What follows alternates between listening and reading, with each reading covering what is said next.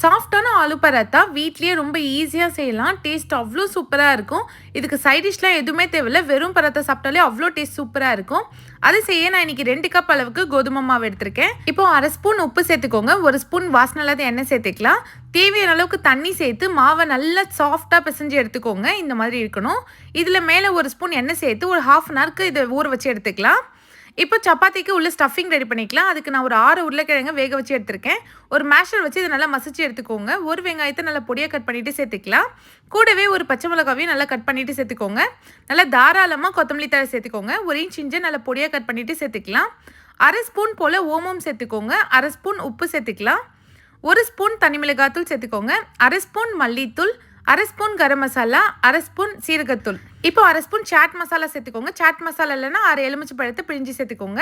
இப்போ இதை நல்லா மிக்ஸ் பண்ணி வச்சுக்கலாம். இப்போ சப்பாத்தியை தேய்ச்சி எடுத்துக்கலாம். சின்னதாக இந்த மாதிரி தேய்ச்சி எடுத்துட்டு உள்ள அந்த ஸ்டஃபிங் வச்சுக்கோங்க. நான் வீடியோவில் காமிக்கிற மாதிரி ஃபோல்ட் பண்ணிட்டு திரும்ப ரோல் பண்ணுங்க. சப்பாத்தி பார்த்தீங்கன்னா லைட்டாக கொஞ்சம் மொத்தமாக தான் இருக்கும்.